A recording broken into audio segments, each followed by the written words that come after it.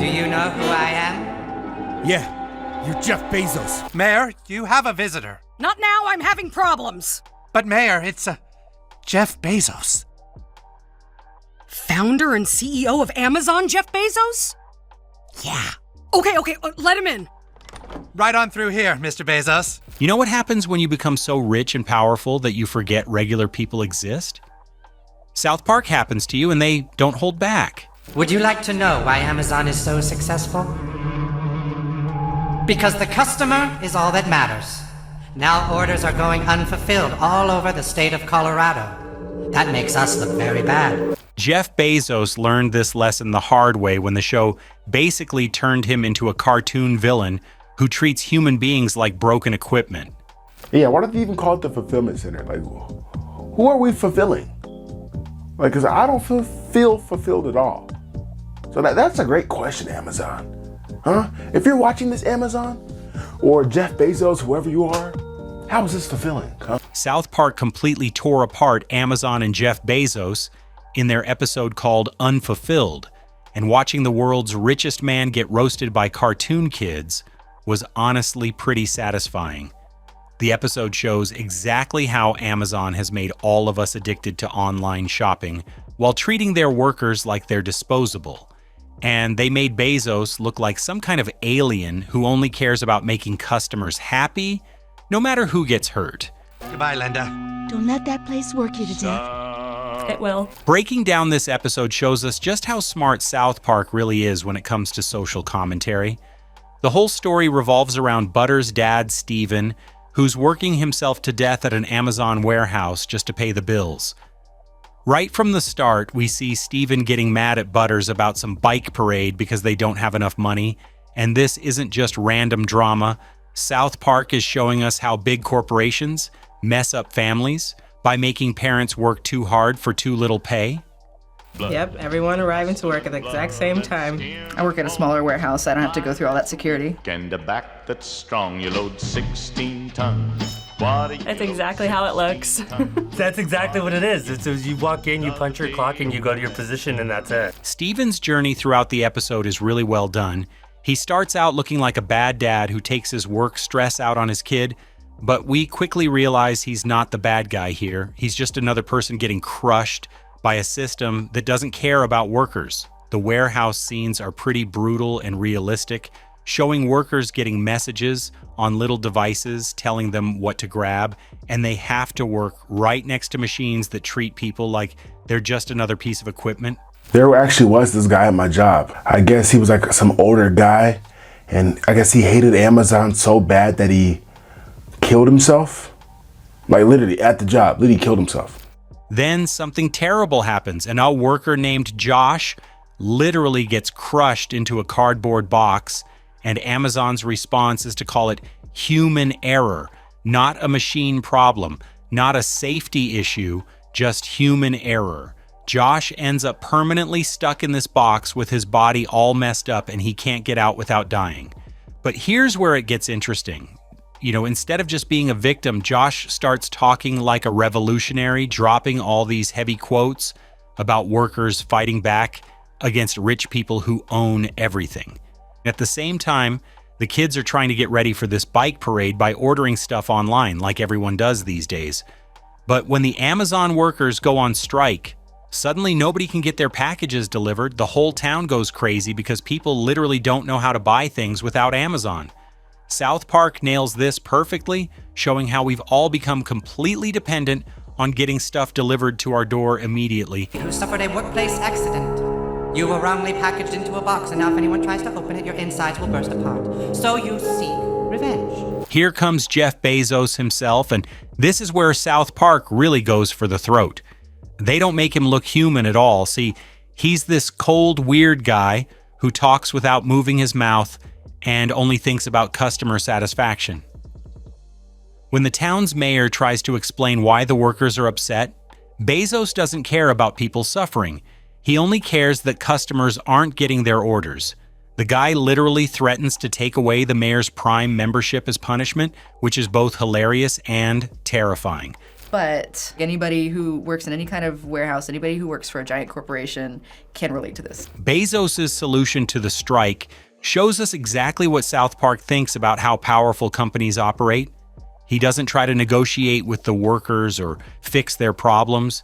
He just brings in replacement workers from the dead shopping mall. The show brilliantly connects how Amazon's success killed off regular stores, and now those abandoned mall workers are so desperate, they'll do anything for a job. Before we get deeper into how South Park basically predicted our entire relationship with Amazon, I have to tell you something that'll blow your mind about how much research these writers actually do. They don't just make stuff up for laughs. They study everything about their targets, and what they found out about Amazon's real operations would probably make Bezos uncomfortable. Make sure you subscribe, because we're about to get into some stuff that'll change how you think about that next Amazon order. This isn't about revenge, Bezos. It's about the production of too many useful things resulting in too many useless people. See how the box ridicules commercialism in order to try and feel better about itself. What makes this episode so brilliant is how it shows the trap we're all stuck in. The workers need their Amazon jobs to survive, but those jobs barely pay enough to cover the stuff they buy from Amazon. Steven works at Amazon so he can afford things his family orders from Amazon. It's this endless cycle where Bezos makes money from both sides. What are we doing anyway? Breaking our backs, loading up forklifts, getting paper cuts from boxes. Paper cuts from boxes, for sure. And for what? A measly paycheck that just barely covers our online purchases. It's true. South Park doesn't just attack Amazon's treatment of workers. They show us how the company has basically trained us to think we need everything delivered immediately. The episode demonstrates how Amazon has made us believe that convenience isn't just nice to have, it's absolutely necessary. When the deliveries stop, people lose their minds because they can't figure out how to get basic stuff without next day shipping. The shopping mall scenes are particularly sad, showing this wasteland that used to be where people went to buy things. Now it's just empty with these zombie-like workers who got left behind when everyone started shopping online. It's like looking at what happens to places and people when big tech companies take over entire industries. I think something like this was bound to happen. There's those at the top who control the means of production, and then there's the working class that enables those means by selling their labor power for wages. When there's conflict, the ruling class tries to blame the working class. Yes. Josh's transformation into this revolutionary leader, while he's literally trapped in a box, is probably South Park's most powerful symbol in the whole episode. Here's a guy whose body got destroyed by corporate machinery, but his mind became completely free. He's preaching about overthrowing the system while he can't even move. It's both heartbreaking and inspiring. When he talks about rich people versus working people, it hits different because he's someone who literally got crushed by the system he's criticizing. But here's where South Park shows us their deepest insight about how this whole thing works. The workers eventually give up their strike, not because Amazon gives them what they want, but because they realize they need Amazon just as much as Amazon needs them. The system has made itself so important to everyone's daily life that even the people protesting it can't really live without it. My family is all that matters to me. What if we never get what we're asking for from the Bezos start? watching? What if they just get others to do all the boxing for us? Steven's character arc delivers the real emotional punch of the episode. This guy, who seemed like a bad father at the beginning, turns out to be killing himself at work specifically for his son's future.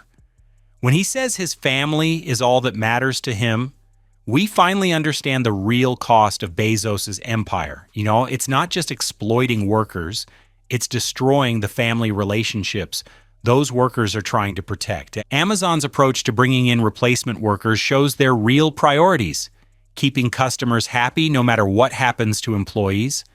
The company doesn't care about safe working conditions, fair pay, or whether people get hurt. They only care about making sure orders keep getting processed. Bezos literally says, the customer is all that matters, while workers are getting crushed by machines. The final showdown between the striking workers and angry customers reveals South Park's biggest point about how class warfare really works. The people fighting each other, workers who want to be treated fairly and customers who want their stuff, should actually be on the same side against the system that's screwing them both. But Bezos has successfully made each group blame the other instead of asking why one man's wealth depends on everyone else being desperate. The consumer worker will reason that the strike is pointless. Prepare a bus. We must make sure that boxers who wish to box have a safe way into the fulfillment center. That's mad, bro. This episode goes way beyond just making fun of Jeff Bezos. It exposes how his entire business model depends on breaking people's spirits just enough that they accept being treated badly as normal. Workers get paid just enough to survive, but not enough to actually get ahead. Customers get convenience, but lose any connection to how things are made and who suffers to make them. South Park's decision to make Bezos look like an alien isn't random. It reflects how disconnected super-rich tech guys have become from normal human experience. When you have that much money and power, other people's pain becomes just numbers on a spreadsheet instead of real suffering. The episode suggests that Bezos has moved so far beyond normal human feelings that he sees worker deaths as just minor business problems. You know, then working at Amazon is literally 10 hours. So you pretty much wake up, go to work for 10 hours, come back home, repeat. What happened after this episode aired tells you everything about how accurate it was. Amazon didn't just laugh it off or ignore it. They actually started running campaigns about how much they care about worker safety and conditions. When a cartoon makes you defensive enough to spend money on public relations, you know they really hit where it hurts. The lasting impact of Unfulfilled isn't just how brutally it took down Jeff Bezos. It's the mirror it holds up to all of us who keep clicking buy.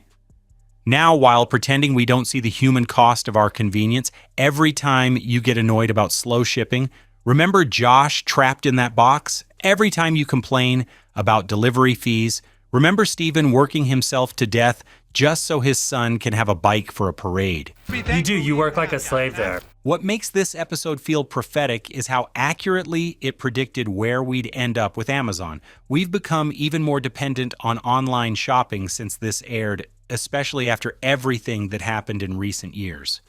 South Park saw exactly where this was heading, a world where one company controls so much of our daily shopping that we literally can't function without it. Well, let's wait what new political satire is waiting for us in the next episode of South Park. Subscribe to our channel for more South Park breakdowns.